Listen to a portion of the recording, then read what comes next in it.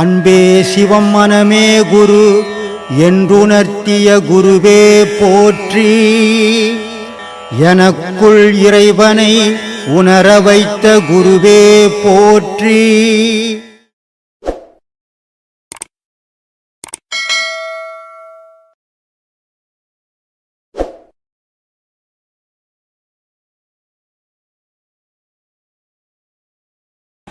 நம் உடலில் உள்ள தெய்வங்களை எப்படிங்க கண்டறிவது, அதை எப்படிங்க வெளிப்பட செய்யணும்? யோக பாதையில் மட்டும்தான் நம்ம உடலில் இருக்கிற தெய்வங்களை அறிய முடியும். மூலாதாரத்தில் பிள்ளையார் இருக்கார், அதுக்கு அடுத்தது அம்பாள் இருக்கார், அதுக்கு அடுத்தது மகாவிஷ்ணு, அதுக்கப்புறம் ருத்திரன், அதுக்கப்புறம் சிவம். இப்படி உடலுக்குள்ளதான் தெய்வ சக்திகள். இது ஏன் தெய்வத்தை வச்சாங்கன்னா, எந்த செயல் செய்கிறோன்னா அதுக்கு ஒரு பேர் வரும். இந்த உடலுக்குள்ளே நடக்கிற விஷயத்தை இப்போ மூச்சு நீயா விட்ற, ஒவ்வொரு மனிதனும் மூச்சு அவனா விட்டுன்னுக்குறான், தானாகவே ஓடிக்குது, தானாக வந்து.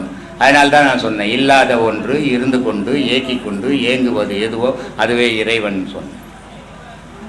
அப்போது இந்த மூச்சுக்கு ஒரு அடையாளம் எடுத்துட்டு பாருப்பா, என் மூச்சுன்னு காட்ட முடியாது. ஆனால் காட்ட முடியலன்றதுனால அது இல்லைன்னு முடியாது, இல்லைன்னா நம்ம இருக்க மாட்டோம்.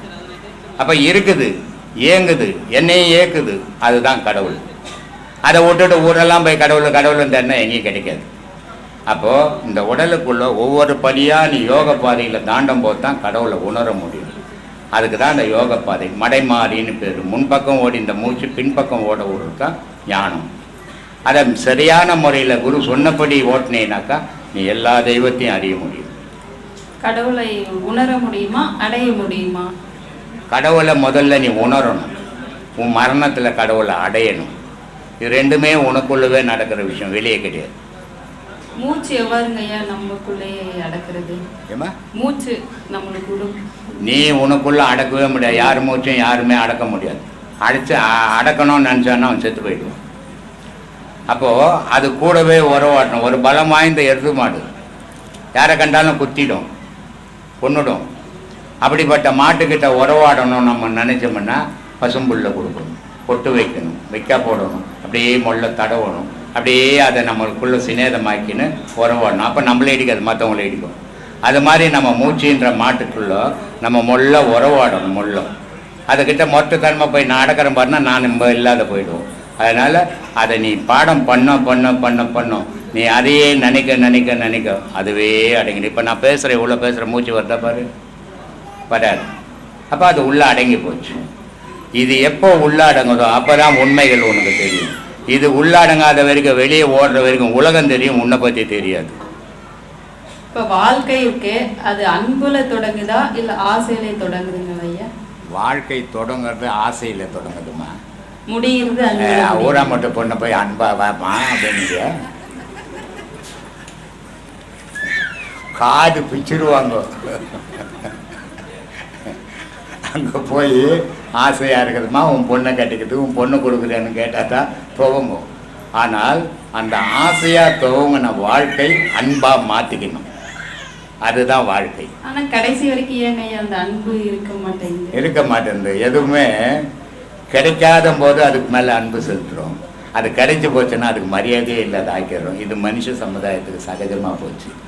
அதனால் கணவன் மனைவி கல்யாணம் பண்ணும்போது அவர் ஆசிரமத்துக்கு வந்துட்டாருன்னா புது பொண்டாட்டி அங்கேருந்து 10 பவுன் பண்ணு ஒரு நாளைக்கு. ஆனால் கொஞ்ச நாள் ஒரு 5 வருஷம் ஆனவன் ஆசிரமம் தான், எங்கன்னா போய் சாவேண்டா, ஏன்டா இங்கே வர அப்படின்றாங்க. அப்போது காலப்போக்கில் அந்த அன்பாகப்பட்ட அகங்காரமாக மாறுது. ஆசையாக போய் கட்டின மனைவி அன்பாக இருந்துட்டு அப்புறமா அது அகங்காரமாக மாறி இவளை கட்டினதை விட நான் என்ன ஒரு பேயை கட்டியிருக்கலான்னு அவன் சொல்கிறான். ஏன்னா காசு எடுத்துன்னு போகாது, அவன் வீட்டுக்கு போனால் அவனுக்கு கஷ்டம், அவள் சரியாக சாப்பாடு செய்யாத போனால் இவளுக்கு கஷ்டம். இவ்வளோ பிரச்சனைகளை சுமந்துக்குன்னு ஒரு வாழ்க்கையை நடத்தணும். ஆனால் கணவன் மனைவின்றவன் ஒரு தாய், ஒரு தகப்பன், ஒரு குழந்தையை பெற்றெடுக்கிறோம். இந்த உலகத்துக்கே அடையாளம் காட்டினது தாய் தகப்பன் தான். ஆனால் அந்த தாய் தகப்பன் இறந்தால் துக்கம் இல்லை, ஏதோ ஒரு மாதம் 2 மாதம் அப்புறமா அவன் சாதாரண மாமல் வாழ்க்கைக்கு வந்துடும். ஆனால் ஒரு மனைவி செத்து போயிட்டாள்னா அவனுடைய வாழ்க்கையே வீணாக போயிட்டு, ஒரு கணவன் செத்து போயிட்டான்னா அந்த மனைவியினுடைய வாழ்வே வீணாக போயிடும். அப்போது கணவன் மனைவின்ற உறவுகள் இருக்குது, அது உயிரோட கலந்த உறவு. தாய் தகப்பன் என்ற உறவுக்குது அது ரத்தத்தோட கலந்த வாழ்வு. இப்படி வாழ்க்கையில் வித்தியாசங்கள் இருக்குது. அந்த வித்தியாசங்கள் ஏற்ற மாதிரி அந்த மனோபாவம் செயல்புரியுது அந்த மனசு. ஆனால் கணவன் மனைவின்னும் போது நீ முதல்ல அன்பாக இருக்க கற்றுக்கணும். கணவன்கிட்ட போய் மனைவி சுடு சுடுன்றதோ, மனைவி கிட்ட போய் கணவன் சுடு சுடுன்றதோ இது ரெண்டுமே இருக்கக்கூடாது. இருந்தால் அந்த பிள்ளைங்க வளர்கிற பிள்ளைங்க அதே மாதிரி ஆயிடும். அதனால் அப்படி இல்லை, அன்போடு இருக்க நீங்கள் பழகினா தான் அந்த பிள்ளைங்க உங்களை பார்த்து அன்போடு வளர பழகும். அதனால் அன்பு முக்கியமாக. நான் என்ன சொல்லிக்கிறேன், அன்பே சிவம் மனமே குருன்னு. அன்பில் தான் கடவுள் இருக்குது. அன்பில் தான் ஒருத்தருக்கு உதவி செய்ய முடியும். அன்பு இருந்தால் தான் ஒருத்தரை அரவணைக்க முடியும். அன்பு இந்த உலகத்துக்கு ரொம்ப முக்கியம். அன்பு இருக்கிற வரைக்கும் தான் இந்த உலகம் இருக்கும். அன்பு போச்சுன்னா உலகம் அழிஞ்சிடும். இந்த பிறவி பயன் நோக்கம் என்னங்கய்யா? இறைவனை அடையிறதுமா. இந்த உடல் நான் பல வீடியோக்களில் சொல்லியிருக்கிறேன், உலகத்தில் உள்ள எல்லா ஜீவராசியும் குனிஞ்சே தான் நடக்கும். ஆனால் மனிதன் மட்டும்தான் நிமிர்ந்து நடக்கும். ஏன் இந்த மனிதன் மட்டும் நிமிர்ந்து நடக்கிறான் அப்படின்னா, எல்லா ஜீவராசிலையும் கடவுளுடைய இயக்கம் இருக்குது. ஆனால் மனிதனுக்குள்ளவே கடவுள் இருக்கிறான். கடவுள் இருக்கிறதால இவன் எல்லாத்தையும் கட்டி ஆளக்கூடிய ஆற்றல் இந்த மனிதனுக்கு மட்டும்தான் உண்டு, மற்ற ஜீவராசி கிடையாது. அதனால் இந்த கடவுள் இந்த உடல் ஏன் அமைஞ்சதுன்னா, இவன் எல்லா வாழ்க்கையும் புல்லாகி பூண்டாகி புழுவாகி பல்லுயிராய் பேய் கணங்களாகி அப்படின்றாரு. இத்தனை பிறவிகளை எடுத்து தான் இந்த மனித பிறவிக்கு வந்துக்கிறேன். இந்த மனித பிறவியில் என்னுடைய வாழ்வு முடியணும். இது முடிவு எங்கே கிடைக்கும்னா இறைவன்கிட்ட தான் கிடைக்கும். அந்த இறைவனை அடையிறது தான் இந்த பிறவி எடுத்தனுடைய நோக்கம். ஆனால் நம்ம அதை மறந்துட்டு இந்த பாசம், பற்று, பரிவு, ஆசை, இந்த சொத்து சுகம் இப்படியே அலைஞ்சி இறைவனையே மறந்துட்டு இறைவன் அடி சேர்றதே கிடையாது. இங்கேயே செத்து செத்து பறந்து செத்துக்குன்னு இதுவே தொழிலாக போச்சுங்க. இந்த ஆன்மீகத்துல ஒருத்தரை வாழ்த்துவதால் ஏதாச்சும் பயன் இருக்கு? ஒரு பயணம் கிடையாதுமா. நான் பல வீடியோக்களில் சொல்கிறேன், என் காலில் யாரும் விழாதீங்க. விழாதால் உங்களுக்கு ஒரு புண்ணியமும் கிடையாது. என் காலில் மட்டும் இல்லை, யார் தாடி வச்சுருந்தாலும், யார் கொண்டை போட்டிருந்தாலும், யார் உத்ராட்சம் கட்டியிருந்தாலும், காவி கட்டியிருந்தா போய் தொப்புன்னு ஒரு முட்டாள்தனம். காலில் விழுன்னா அது உன்னுடைய தாய் தகப்பன் காலில் விழுங்க, கடவுள் காலில் விழுங்க. அதுதான் உங்களுக்கு புண்ணியத்தை தரும். எவன் காலில் விழுந்தாலும் ஒரு புண்ணியம் தரும். நீ கெட்டவனாக இருந்தால் கூட, இப்போ உன் புள்ள கெட்டவனாக இருந்தால் கூட நீ வாழ்த்தும் போது என் புள்ள கெட்டவன் நாசனமாக போட்டோன்னு வாழ்த்துவியா? கெட்டவனாக இருந்தால் கூட நல்லா இருக்கணும், என் புள்ள நல்ல குணம் வரட்டும், நல்ல புத்தி வரட்டும் தான் வாழ்த்துவேன். ஆனால் மற்றவன் எதையுமே சொல்ல மாட்டான், கம்மனு ஊமை மாதிரி என்ன மாதிரி இருந்துட்டு வாழ்த்திட்டு போவான். அதனால் ஒரு பயணம் கிடையாது. அதனால் யாருக்காலையும் விழாதீங்கன்னு தான் சொல்கிறேன். இந்த பாதைக்கு வந்தால் ஏங்க தேவையற்ற இந்த பயம் பதற்றம் வருது, அதுலேருந்து நம்ம எப்படிங்க விலகிக்கிறது?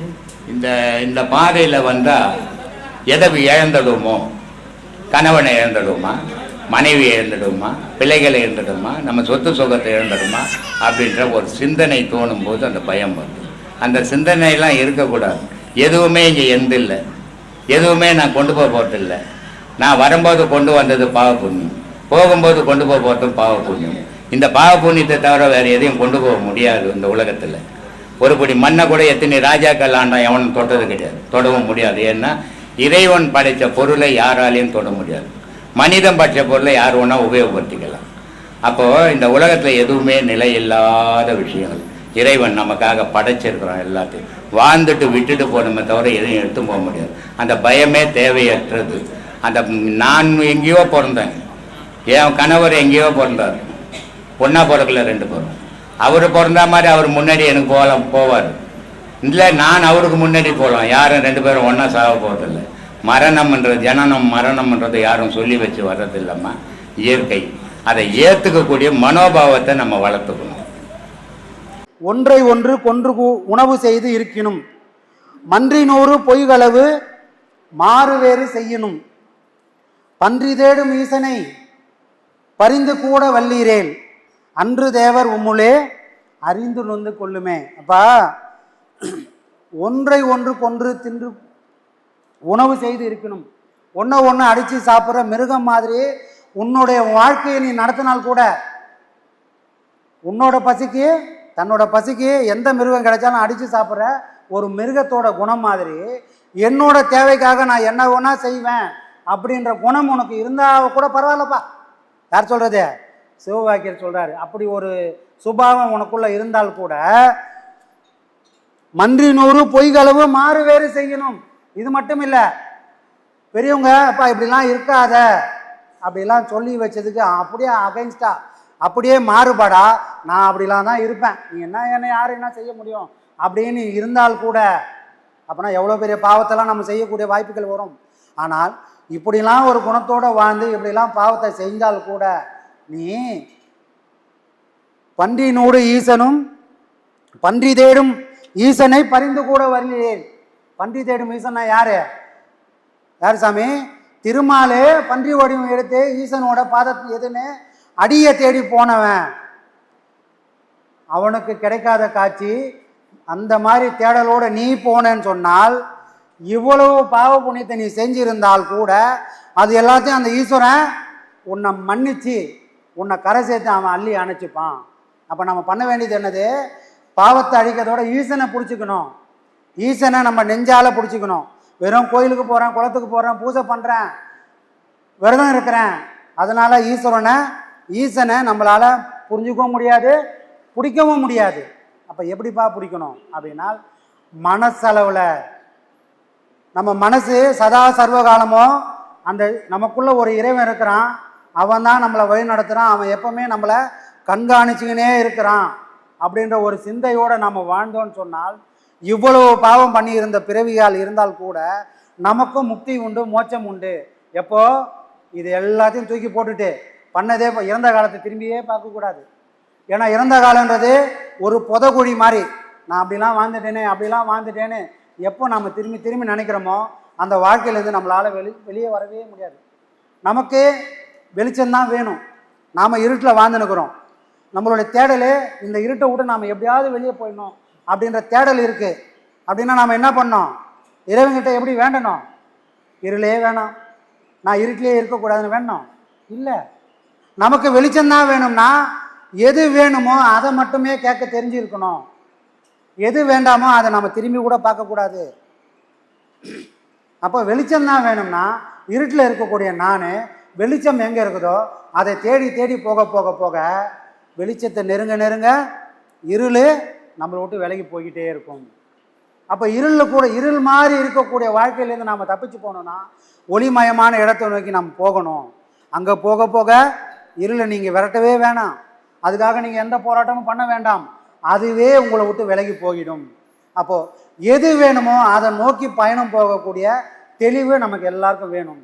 வேணான்னு ஒன்று முடிவு பண்ணிட்டீங்கன்னா அதை கனவுல கூட அதை திரும்பி நினைக்கவே கூடாது.